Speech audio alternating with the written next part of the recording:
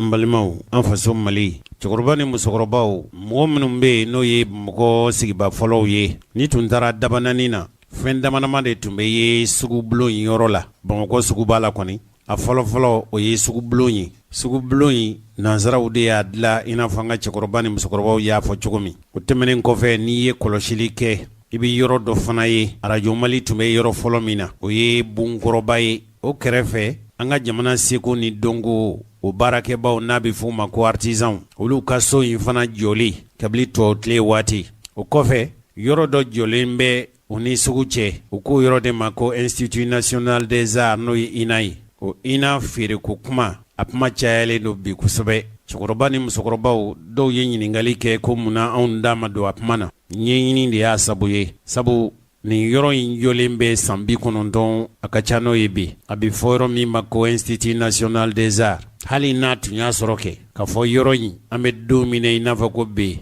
a yɔrɔ in kalan tɛ se ka kɛ a yɔrɔ la ka sabu kɛ sugu tun man bon ka se hakɛ min ma n'i ye yɔrɔ in yɛrɛ lamini a lamini in bɛɛ lajɛlen n'i y'a lajɛ a yɔrɔ kɛra sugu de ye sabu ani daba naani bi ɲɔgɔn na Amisa Sidibe hakili la k'a fɔ sugu in kɔfɛla o ye ɲɔnɔn place de ye sugu in ni Bagadaji cɛ o ɲɔnɔn place ye n'i taara sugu in ni ba cɛ o ye Ɲarela kɔnɔna ye a bɛɛ ye feerekɛyɔrɔw de ye a yɛlɛmana ka kɛ butigiw de ye hali so minnu bɛ yen bi so ninnu bɛɛ lajɛlen n'i ye butigibuw bɔ a la hali siyɔrɔw fo ni min sera k'i ta kɛ sangaso jan ye dugumala ka kɛ feereyɔrɔ ye sanfɛla in ka kɛ siyɔrɔ ye n'o tɛ cɛkɔrɔba ni musokɔrɔbaw ni donna sugu fiyɛ in kɔnɔ bi an b'a fɔ yɔrɔ min ko Institut National des Arts hali o lɛkɔlidenw ka donni u ka kalanso kɔnɔ a ma nɔgɔ bolifɛn yɛrɛ k'a fɔ ko bolifɛn bɛ boli ka dɔ ye wa o tɛ se ka kɛ tuguni sabu a lamini bɛɛ ye feerekɛlaw de ye dahirimɛ ɲininaw don nka nin yɔrɔ in ye jamana ka foroba yɔrɔ de ye kuma min bɛ yen bi tiɲɛ don a fɔra ko a feere la feere min don n'an tɛ bi la kolonkisɛw bɛ di waati min ni i b'a fɛ ka sanni kɛ cɛkɔrɔbaw y'a fɔ an ye cogo min fɔlɔ la ni yanni wari ka na kolonkisɛ de tun bɛ kɛ ka feere kɛ o tɛmɛnen kɔfɛ komi an ka jamana ye cikɛ jamana ye baganmara jamana don mɔni jamana don ne yɛrɛ taara Segu yɔrɔ dɔw bɛ yen ni bozow n'u ye mɔni kɛ n'u nana ni jɛgɛ kɛnɛ ye wala filaw ni nɔnɔ b'u bolo n'u nana ni nɔnɔ ye o nɔnɔ de bɛ falen ɲɔ na i bɛ nɔnɔ di fulamuso bɛ na n'a ka nɔnɔ filen ye galama b'a da la a ye se k'a suma k'a feere galama ɲɛ damadama o ye ɲɔ mure wala ɲɔ o de senfɛ sa ni maa min ni haju bɛ fɛn min na aw bɛ falen de kɛ n'i ye fila ye nɔnɔ bɛ fɛ i mago bɛ ɲɔ na nɔnɔ bɛ falen ɲɔ na n'i ye bozo ye ni jɛgɛ b'i fɛ i bɛ taa ni jɛgɛ ye ɲɔ bɛ minnu fɛ i bɛ jɛgɛ kɛnɛ d'u ma u bɛ ɲɔ d'i ma tubabuw b'a fɔ de ma ko trɔk ma dɔn a bamanankan ye fɛn min ye komi anw tilela ko tɛ ko dɔw ko ten u bɛ ka kuma kɔni bɛ ka kuma nugu k'a fɔ k'o kɛra i n'a fɔ kɔrɔlen a bɛ kɛ cogo min a ma kɛ cogo o cogo sa feere kɔni don a kɛra feere de feere min don n'i y'a ye k'a fɔ dɔ ko k'ale bɛ se ka taa Institut National des Arts so kura jɔ an y'a mɛn k'a fɔ so in bɛ ka jɔ Bamakɔ yɛrɛ pankolonjiginso o kɛnɛba o ye cakɛbondaso dɔ de ta ye minnu bɛ yen n'olu bɛ pankolonko ɲɛnabɔ farafinna a bɛ f'o ma ko ASECNA k'olu ka kɛnɛ dɔ bilalen don u jɛra ka kɛnɛ dɔ labila ka kɛnɛ in di wala ka kɛnɛ in feere a ma kɛ cogo o cogo ko kɛnɛ dɔ labilara ko Mali ni ko sisan Institut National des Arts fɛn o fɛn bɛ yen n'o ye jamana dɔnko ani jamana seko ye fɔlɔ la n'i tun b'a fɛ ka balafɔ dege i bɛ taa Keyila n'i b'a fɛ ka Manden tariku dɔn i bɛ taa Kaaba n'i b'a fɛ ka Bɛlɛdugu tariku dɔn i bɛ taa Komi ni Kolokani cɛ ye kilo 11 basila marakaw n'i tun b'a fɛ ka maraka an b'a fɔ minnu ma ko maraka dɔnni n'i taara Nara wali n'i taara Ɲɔrɔ yɔrɔw fana bɛ yen marakadugu la n t'o dɔn kosɛbɛ maraka dɔnko ni seko kalan tun bɛ kɛ o yɔrɔ ninnu la kosɛbɛ a bɛna fɔ sisan Mali kɔnɔ yan n'i tun b'a fɛ ka diinɛ kalan kɛ i bɛ taa ja a dɔnna k'a fɔ ja ye yɔrɔ kɔrɔba de ye Mali diinɛ dili donni na nka don min ye bi ye kalan yɔrɔ minnu bɛ yen ni bɛɛ tun bɛn b'a kan k'a fɔ diinɛ kalan bɛ k'a yɔrɔ la o ye Tombouctou ye o ye Djéné ye ninnu ye kalan walanda ye ani ɲɔrɔn Bamakɔ ya mara la ani Segu mara la ni tun taara barawuli kalanso n'o ye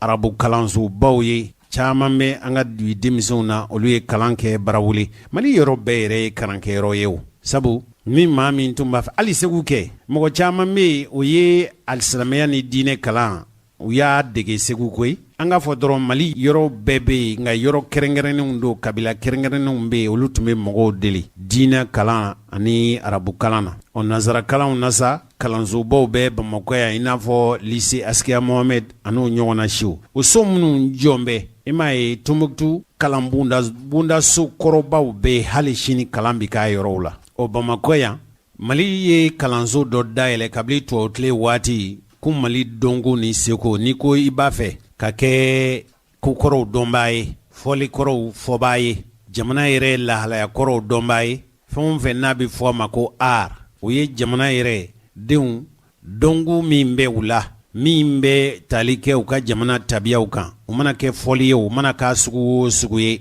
dɔnko bɛ yen a kalan de bɛ kɛ o kalanso in kɔnɔ ko dɔ de ɲɛ bɔra o yɔrɔ fɛ tuma dɔ la komi a bɛ sugubulon de kɛrɛfɛ Bamakɔ suguba in minnu y'a tu tigɛ olu de b'a dɔn sarakati minnu ni fɛn min kɛra la sabu ni Bamakɔ kɔni ni nana Bamakɔ yan ni mɛ t'i ka sanni kɛ Bamakɔ suguba la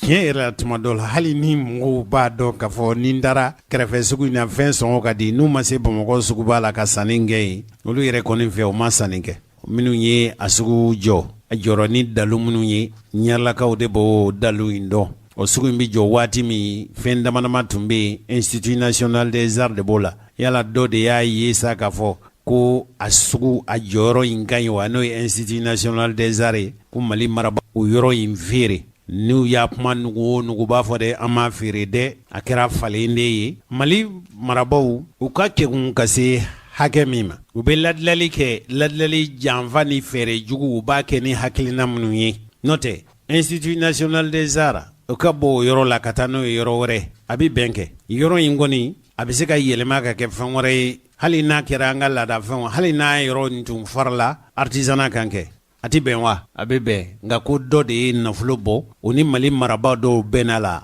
o tɛ nin waati ye dɛ a fɔra de k'a fɔ ko min ye Ibrahim Boubacar Keïta tun bɛ fanga na waati min u ni sɔrɔ ɲɛɲinikɛbaa dɔ de bɛnna ko la ko o ka taa yɔrɔ dɔ jɔ o bɛ di Mali ma o tuma yɔrɔ in bɛ to ale bolo nka a t'a sɔrɔ f'a ka taa yɔrɔ jɔ k'o kɛ bon ɲuman ye lakɔliden minnu bɛ yen n'o ye an ka dɔnko ni seko laada ani Mali yɛrɛ tabiyaw o kalanso min bɛ yen lakɔliden minnu bɛ yen olu na taa yɛlɛma o lakɔliso kura la o tuma yɔrɔ kɔrɔ in na d'ale ma o tɛ feere ye wa cɛkɔrɔba ni musokɔrɔba feere don wala feere tɛ de a bɛ n'a fɔ i y'a feere ka taa bon kura jɔ wala dɔ k'a fɔ ni mago bɛ i ka yɔrɔ la a k'a f'i ye awɔ ni mago bɛ nin yɔrɔ in na o tuma taa yɔrɔ wɛrɛ jɔn ye fo n ka wasa o tuma n bɛ bɔ n ka yɔrɔ la n bɛ taa o yɔrɔ kura la o ye feere ye wa o tɛ feere min don nafolomugu kɔni ma di nka feere de don sabu a kɛra falen sugu dɔ de ye ko o kɛli min kɛra dɛ a kuma de ye woyɔlen don bi ko Mali marabaaw wa nin kelen tɛ koyi nin kelen tɛ Mali marabaaw ye jamana yɛrɛ faso ka so bon minnu bɛ yen tuma caman i b'a sɔrɔ u b'a feere u yɛrɛ i m'a ye Mali kɔnɔ yan politikimɔɔw u tɛ bɔ fanga na politiki kɛra jago ye o e y'a maa jɛn ye ko politikimɔɔw don ko baara wɛrɛ b'u la o man ca kosɛbɛ o kelen minnu bɛ yen o ye Musa Maraw de ye o ye Alu Boubacar Diallow de ye o ye Cheikh Modibo Jaraw de ye n'i y'a bɔ olu la politiki kolatigɛla caman bɛ yen mun ye baara wɛrɛ la ko u ka baara ye politiki baara de ye an ye politikikɛlaw de ye ni politiki yɛrɛ kɛra jago sanni feere ni politiki yɛrɛ kɛra julaya ye politiki ye dɔw bolo Mali kɔnɔ yan julaya de ye fɛn ɲini de don e ɲɛ b'u la u bɛ mun baara wɛrɛ la an galalen don ni maa min ye julaya ye i kalannen don julaya la koyi nka an ka Mali maa kalannen ninnu baara wɛrɛ t'u la an ye politikimɔɔw de ye ka kɛ yɛrɛ politiki tɔn yɛrɛ mana sigi a tɛ sigi foyi kama ni dɛsɛra i ka baara la i bɛna don politiki la n'o kɛra i bɛ baara sɔrɔ ni dɛsɛra fɛn o fɛn na n'i kɛra politikimaa ye a b'o baara nɔgɔya i bolo maaw bɛ don politiki la Mali kɔnɔ caman bɛ don a la jamana ko tɛ ko ye u yɛrɛw de ko dɔn n'u donna sa ni fanga yɛrɛ mara dir'u ma tuma min o tuma jamana tɔnɔ yɔrɔ minnu bɛ yen u b'o kunna tiɲɛ de tuma dɔ la i b'a sɔrɔ nin yɔrɔ ninnu b'i feere a kan ka i b'a sɔrɔ mɔgɔ wɛrɛw de bɛ baara la yen koyi n'a kɛra feerefɛn ye yan'a ka feere olu ma suguba in bɛ ten de jamana ka forobabonw caman feerela maa dɔw ma nga u ma feere u ni politikimu de bi janfa la koyi i b'a sɔrɔ politikimu jamana mara mana kalifaw la olu de b'a kunna tiɲɛ k'a fɔ nin bɛna kɛ nin cogo in na tan nin yɔrɔ in ngoronen don nin cogo in na tan an bɛ yɔrɔ kura ɲini a bɛ feere hali tuma dɔ la n'a kɛra sugu feerekɛyɔrɔ dɔ ye jamana de ta don u b'a fɔ de ko k'a feere maa dɔ ma o kolokojugu baara in de bi kɛ wa nin de ye Mali jɔcogo ye ni kibaru in yɛrɛ a joona ka dɔn yɔrɔ jumɛn ye Donko ni Segu ŋana dɔ bɛ yen n'o ye Makma Gabriel Konate ale de ye Alpha Umaru Konare denmuso Mali Donko ni Segu ministre de dɔ bɛ yen a y'a wele jɔnnasigi kɛnɛ kan komi ale Magma Gabriel Konate a kɛra mɔgɔ ye mɔgɔ min sɔrɔlasi ninnu ye maa minnu dɔmɔ k'olu ka kɛ u ka kɔrɔsigi n'u bilasiralikɛbaw ni sariya tabaw ye jamana mara la tɛmɛbaw ye nin furancɛ in kɔnɔ san 1 ni kalo 6 in u y'ale de ta k'a kɛ i n'a fɔ u bɛna jɔ dibitew jɔyɔrɔ la nka olu tɛna se ka kɛ dibitew ye sabu danfara min bɛ u ni dibitew cɛ dibitew de taara k'u t'u kan di jamanadenw ma ko a ye n ta n bɛ kɛ aw ka wasaden ye jamana jɔ kɛnɛw kan jamana jɔ kumaw bi fɔ yɔrɔ min jamana mara sariyaw bi fɔ yɔrɔ min an bɛɛ tɛ se ka ye kɛnɛ kelen kan nka anw bɛ kɛ aw ka ciden ye jamanadenw bi danaya ta ka d'aw ma a bɛ fɔ olu de ma ko debitew yɔrɔ ninnu ma taa nin cogo in na u tɛna se ka kɛ debite ye o de kɔfɛ sa ale de ye komi Donko ni Segu ŋana don ale de ye Alpha Umaru Konare denmuso u bɛ minisiriya de la bi o minisiri in yɛrɛ fana sɔrɔlasiw de ye maa dɔw tɔmɔ k'olu kɛ minisiri ye o de ye kɛnɛ kan sa Magma Gabriel Konate ale ye Alpha Umaru Konare denmuso ye ne ko Alpha Umaru Konare denmuso in tɔgɔ de Kadiatu Konare de tous les amoureux des arts et de la culture. Minye ina yesa. Oui, Lina a été cédée. Ina lablara douye. Lina a été cédée aux grandes dames de tous les amoureux des arts et de la Fengo fembe jamana inkonoya. Noye jamana denye. Ni oye Mali Donko, Mali Seko, Mali Tabiao. Malidenw bɛ wasanu yɛrɛ ye malidenya lahalaya minnu na a kɛra olu bɛɛ lajɛlen bolo jigilatigɛ ye. La culture. Cela s'est fait entre 2019 et un peu 2020. Mais au-delà de la vente. A kɛra san 2000 ni san 19 ani san 2000 ni san 20 furancɛ la. Lina, c'est qu'il faut vraiment interroger. Sisan ina yɛrɛ a bamanankan jɛlen ye min ye feere bɛɛ tɛ kɛ ni wari ye o. Wala de feere dɔw bɛ kɛ n t'a di ma i b'i ta di yan o bamanankan jɛlen cɛkɔrɔba ni musokɔrɔbaw i n'a fɔ fɔlɔ la ni mɔnikɛla jɛgɛ bɛ e bolo nka ɲɔ bɛ cikɛla bolo jɛgɛ dun tɛ dun ni ɲɔ tɛ o mana kɛ malo ye o mana kɛ fɛn o fɛn ye n'i y'a mɛn na kɛ fɛn b'a la a bɛ kɛ min kan o b'a la n'i yɛrɛ dun y'a mɛn k'a fɔ ɲɔ na de bɛ k'a la olu fila cikɛla ani mɔnikɛla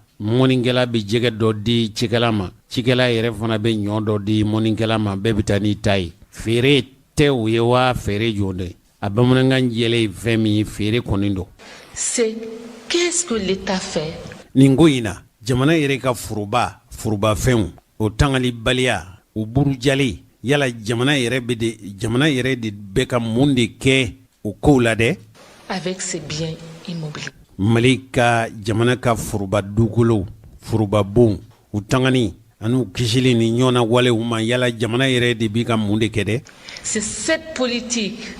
de vente des immeubles, c'est cette jamana yɛrɛ foroba dugukolow jamana foroba bon dabali minnu bɛ ka tigɛ k'olu feere o feere cogo ni nata o min bɛ ka kɛ. Politique de vendre des biens de l'État. Fɛn o fɛn ye jamana ka foroba bon ye olu feereli min bɛ sen na yala Mali dun bɛ k'i jɔyɔrɔ jumɛn na o la. Qu'il faut vraiment interroger. An ka kan k'an yɛrɛ ɲininka o de la bi kɛ.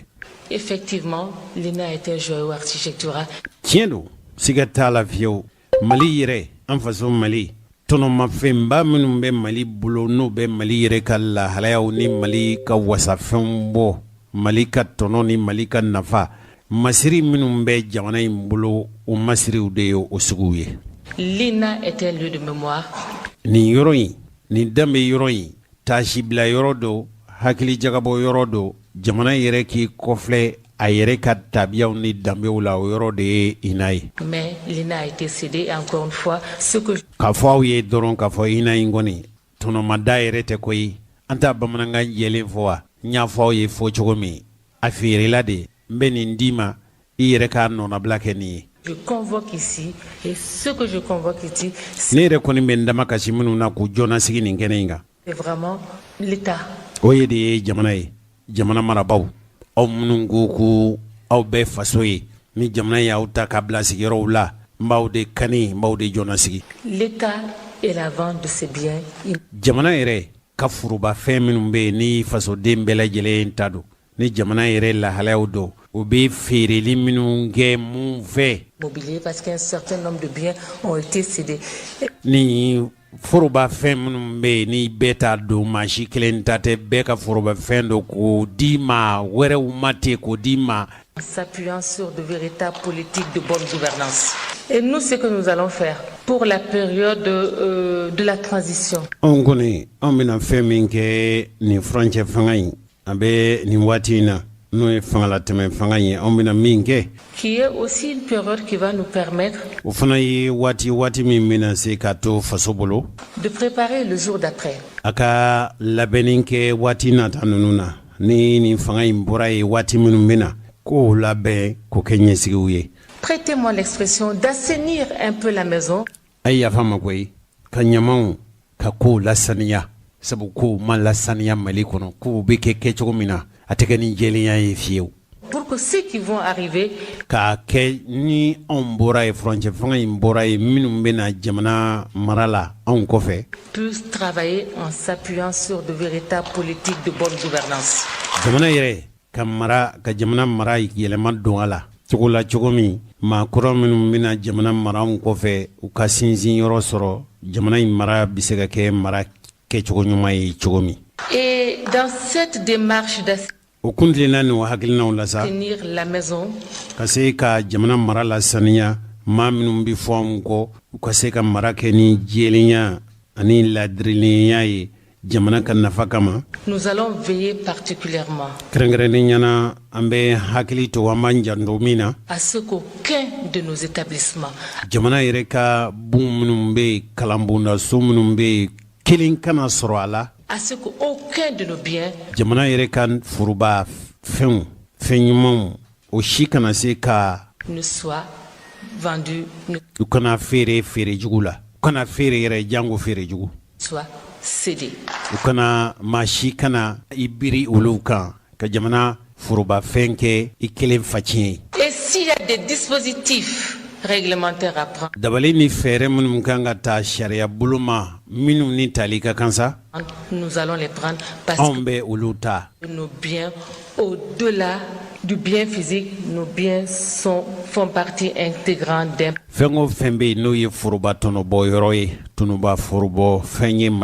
maliden bɛɛ de ta don a kana cogo si la a kana se ka kɛ maa kelen ta ye dalu kana sɔrɔ i bolo fɛɛrɛ kana sɔrɔ i bolo min b'a to i bɛ se ka jamana ka foroba tɔnɔfɛnw kunna tiɲɛ k'a k'i kelen ka tɔnɔ sira ye. Patrimoine matériel et d'un patrimoine immatériel. Ça, c'était pour ce qui concerne l'INA. nin tun ye ina ko de ye.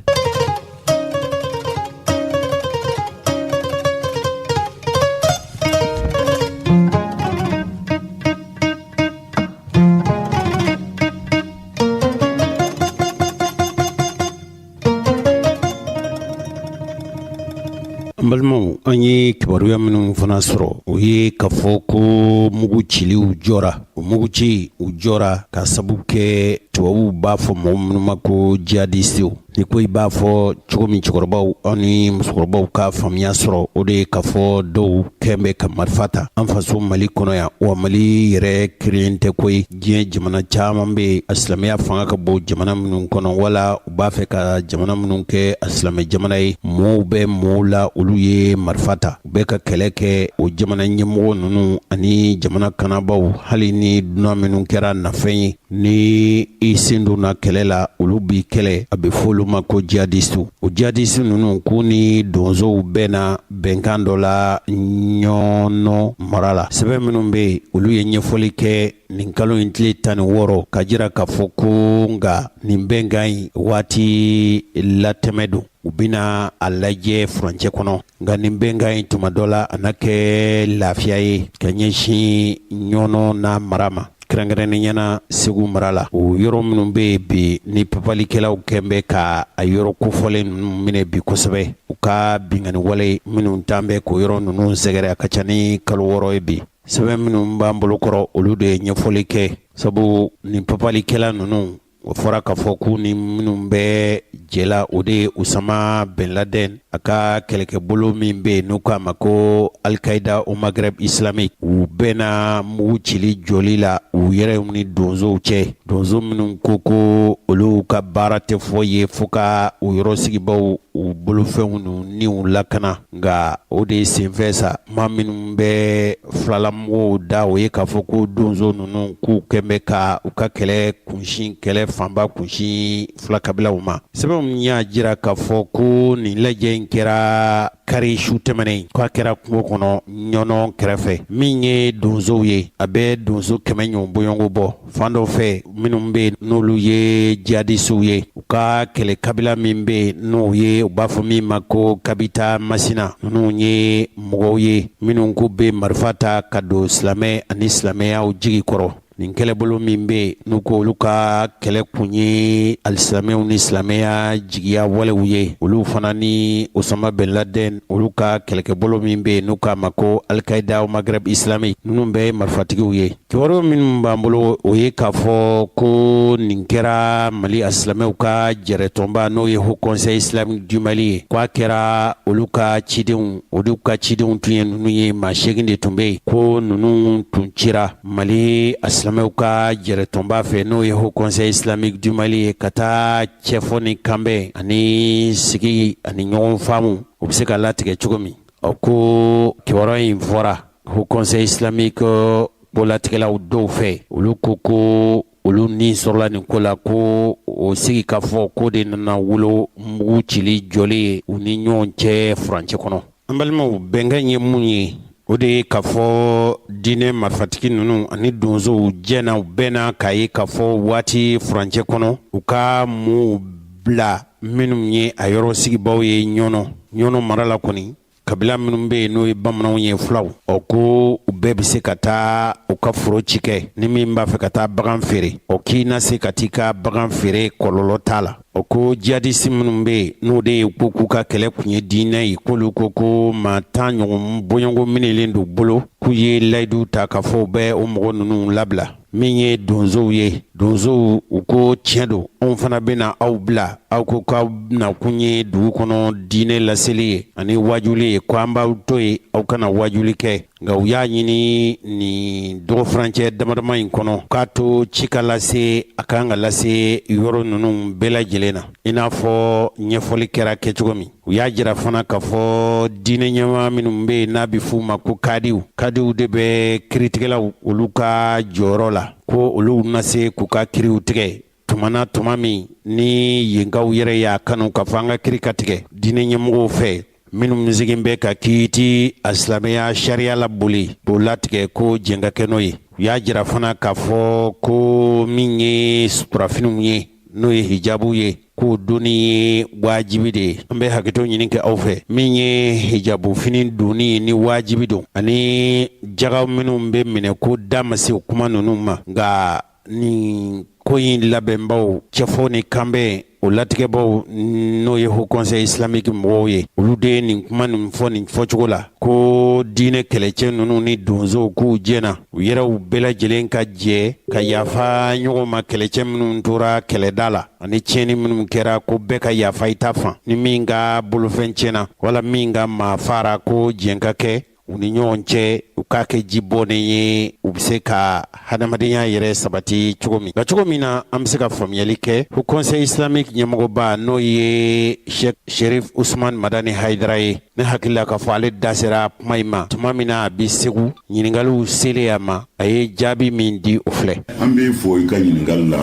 mais ɲininkali min don an bɛ degunnen don, an b'a degun kɔnɔ, mais toujours an bɛɛ de bɛ fara ɲɔgɔn kan ka dugawu min kɛ Mali ye. Jamana in Ala ka tiɲɛ de b'a kɔnɔ, Ala ka nkalon bi.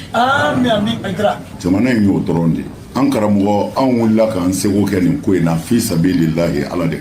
de kama. An ka mɔgɔw bɛ taa don min na wariko gɛlɛyara, ne de ye 12 millions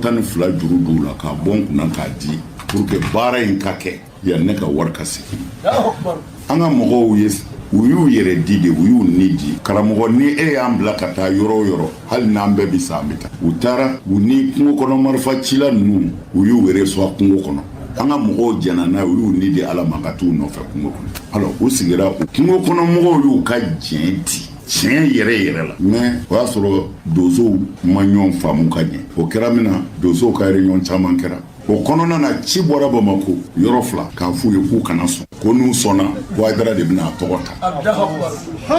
k'u kana sɔn ne ka mɔgɔw ye n wele ko vraiment ko gɛlɛya donna ko la ne ko gɛlɛya t'a la dɛ an taara ala kama an bɛ fɛ n'u ka kisi ala kama mɔgɔw ka se k'u ka baara kɛ ala kama ni gɛlɛya donna na a ye na u nana a tigɛra ko a ti tugu donsow tilala ka bɔ ɲɔnɔni fan bɛɛ ka na ne yɛrɛ nɔfɛ Bamako n ko a kɛra di ko bɔ ko ne ka n ka mɔgɔw bila ka taa ne ko ne ka mɔgɔw taara u dɛsɛra bon a toute de façon anw ni donsow ye ɲɔgɔn faamu an ni donsow bɛnna kan kelen kan u ye leyidu di an ko bon aw ka segin an bɛna a ɲɛɲini bon an y'a sɔrɔ a ɲɛ ɲaminen don parce que an y'a sɔrɔ Bamako yɛrɛ mɔgɔ dɔw de bɛ yen olu ti fɛ a ka ban fiyewu alors anw bɛ mun kɛ a tigɛra a ti tugu a yɛrɛ dilancogo ma sɔrɔ a la u y'u tanti sira o sira fɛ a si ma marché u segira Haidara ma tuguni faamaw segira ne ma ko bon ko tiɲɛna ne ka n ka mɔgɔw bila ka taa ne ko ne ka mɔgɔw taara anw ma dɔrɔmɛ ɲini o an y'a dabɔ an b'a dilan de minnu yɛrɛ bɛ kɔlɔn kɔnɔ ye o dɔw ko i mana Haidara cɛsirilen ye tari mɔgɔ faga ka dabila kɔlɔn kɔnɔ ko parce que ko ne ka foro bɛ yen ne bɛ faamu cogo di mais ne ka foro bɛ yen ne kɔni tɛ anw bɛ mɔgɔ bila ka taa don min na o y'a sɔrɔ ne ka malo bɛɛ bɛ n ka jiginɛ kɔnɔ n ka so Bamako ne ka malokisɛ kelen kun tɛ yen ni jamana in baara bɛ faamu cogo di dɔ ko an ka niw kisi dɔ ko non ni karisa tɔgɔ b'a la niw ka to a la anw k'an ka wari minɛ ka bila an kun ko in de ye nin mais ne ni n ka mɔgɔw ma kuma bi ne n'u ma kuma bi mais sɔrɔ n'u kumana minnu jɛnna n'a ye tuguni ka segin ka taa u taara kungo kɔnɔ ni kungo kɔnɔ mɔgɔ ninnu sigira u kumana u ni donsow sigira u bɛnna kan ko bi de u bɛɛ bɛ jɛ ka sigi donsow filɛ kungo kɔnɔ mɔgɔw filɛ au conseil mɔgɔw ko bi de u bɛ jɛ k'a trancher mais jusqu'à maintenant u ma wele fɔlɔ mais n bɛ tila k'u wele mun de kɛra parce que normalement marifa tun b'an ka ci bi normalement marifa tun b'an ka ci parce que hɔrɔnw man'u kan di marifa tun b'an ka ci ne ka mɔgɔw bɛ yen bi de sigi tun bɛ kɛ bon résultat tun kan ka di ne ma bi bon comme u b'a dɔn ko mawuludu duwawu kalan bɛ yen u m'an wele mais n bɛ tila k'u wele mais anw cɛsirilen don faso in fɔ a ka suma de n'an ma dɛsɛ mais fɔ bɛɛ k'a dɔn cɛnnikɛla dɔw de bɛ jamana in ji jukɔrɔ ala ka jamana in kisi u tɔɔrɔ ni an ka ɲini ala fɛ toujours ala ka tiɲɛ dɛmɛ a banna an balimaw an sigilen don a kan ka fɔ waati nata ninnu na Haut Conseil islamique ɲɛmɔgɔba bi n'o ye Sheikh Usman Sherif Madani Haidara ye ani Haut Conseil islamique tɔnden tɔw u bɛna kunnafonilaselaw wele bɛn kɛra min kan ka ɲɛfɔli kɛ nka faransikaw tɔgɔ la kunnafoni lase sɛbɛn min bɛ yen n'a bɛ fɔ a ma ko sɛbɛn dama tɛ u bɛ a sɛbɛn wa u b'a fɔ o ko dugu min bɛ yen n'o ye Farabugu ye hali bi Farabugu bɛ diinɛ kɛlɛcɛw bolo anw b'a fɔ fɔcogo la nka dɔnnikɛbaa dɔw n'o ye diinɛ dɔnnikɛbaa dɔw ye ko ninnu tɛ jihadisiw ye a ma k'a sugu o sugu ye sa ni marifatigi ninnu Farabugu bɛ ninnu bolo bi a ka ca ni kalo 6 ye nka nin ko in kɛra karisu tɛmɛnen in de ko o kɛlɛcɛw n'o ye u ka kɛlɛbolo min n'o bɛ Masina Amadu Kufa fɛmaw olu ni Usama Ben Laden u ka kɛlɛbolo n'o ye Al-Qaïda o Maghreb islamique ye u bɛnna k'a fɔ ko ka mugu ciliw jɔ donsow olu fana sɔnna k'u bi jɛ ka yen yɔrɔ sigibaw k'olu u lakana RFI ale y'a jira k'a fɔ ka sabu kɛ nin bɛnkan ye ɲɔrɔ mara ko mun na se ka bɔ dugu ka taa dugu ka taa forow ci kɛ hali ni min ye bagan jula ye i bɛ se ka t'i ka bagan feere minnu minɛlen don donsow fɛ ko donsow minnu minɛlen don bolo yamaruya fana dira k'a fɔ diinɛ kɛlɛcɛ ninnu k'u bɛ se ka taa wajule ani diinɛ laseli k'u bɛ se k'o to kɛ dugu kɔnɔ i n'a fɔ u cɛfɔ ni kanbɛn kɛra cogo min aw ko nka ko nin ɲɛ sɔrɔla ni Haut Conseil islamique ye olu fana ye nin fɔcogo la tan o mugu cili k'u bɛɛ n'a kan ka fɔ mugu cili bɛna jɔ kalo 1 furancɛ kɔnɔ yanni fanga marabaw u ka nin ko in lajɛ ni ji ɲɛma jɔlen ye jamana kɔnɔ nin ko ninnu a kodɔnna ŋmana dɔw bɛ minnu ni olu ka hakilijagabaw n'u ka ɲɛfɔliw ani u ka ɲɛɲininiw